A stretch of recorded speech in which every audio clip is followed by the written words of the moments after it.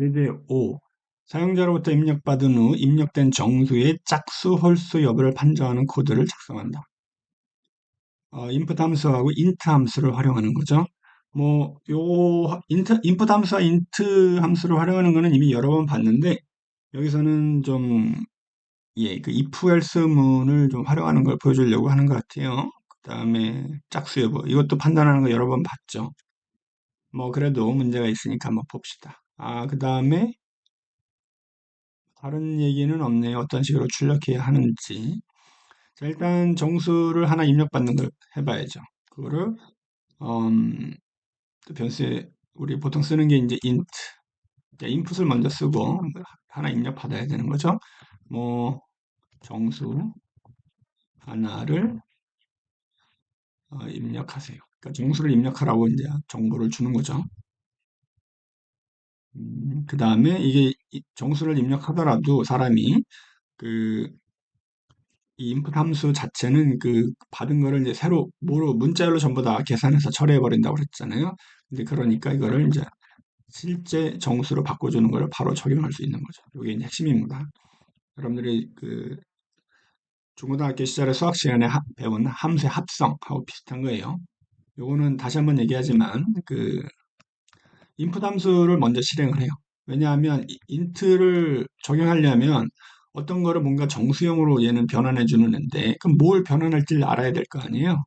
그러니까 저 괄호 안에 있는 요거를 하는 건데 이거는 인풋 함수를 자체를 변환하는 게 아니라 인풋 함수가 사용자로부터 값을 하나 입력받아서 그거를 얘가 문자열로 계산해서 바꿔서 그 반환해 준다 그랬잖아요. 뭔가 계산해 준다 이런 표현들을 쓰는데 아니면 생성한다 이런 표현을 쓰는데 그렇게 해서 생성되거나 생성 또는 반환된 애를 그 인트형으로 바꿔주라는 소리입니다.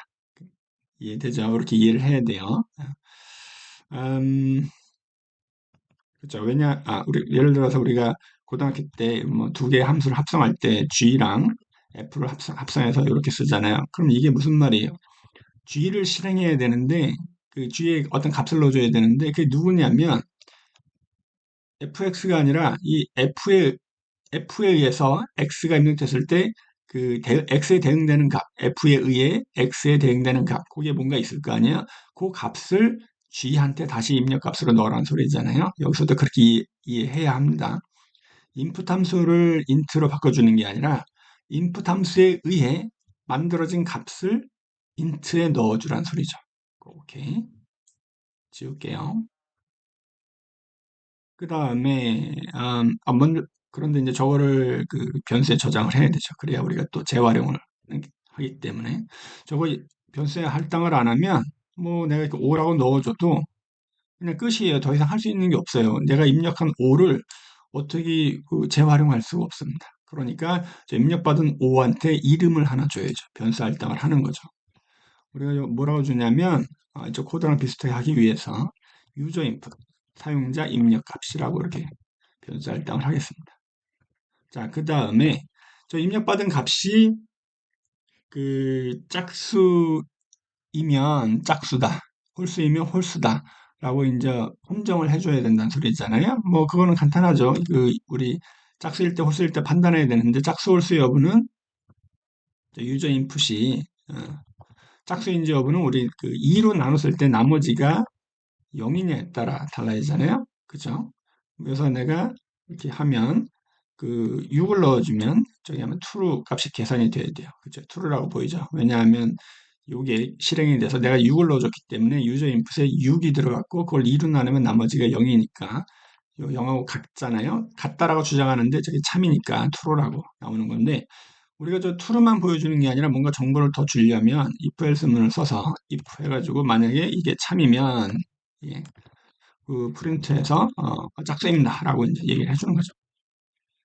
그 다음에 거짓이면 만약에 저게 이제 나머지가 0이 아니면 그 홀수다라고 해주는 거죠. 그냥 정보를 좀 더 주는 겁니다. 우리 지금 계속해서 연습하는 거예요. 6을 넣어주면 짝수라고 할 거고요. 다시 실행해서 5를 넣어주면 홀수라고 나오는 거죠. 오케이. 자, 이렇게 하는 게 하나의 방식이고, 그런데 이제 그 밑에 다른 방식도 하나 설명을 하고 있어요. 저거는 뭐냐면, 음, 다시 코드를 하나 만들어서, 자, 일단 요거는 그대로 가져갈게요. 그대로 가져가고, 어, 저는 여기서는 if else 문을 이렇게 썼잖아요. 그게 아니라, 지금 얘는 뭐라고 되어 있냐면, if else 문을 사용하지 않은 채, 짝수일 때는 true, 홀수일 때는 false를 출력하도록 하는 거죠.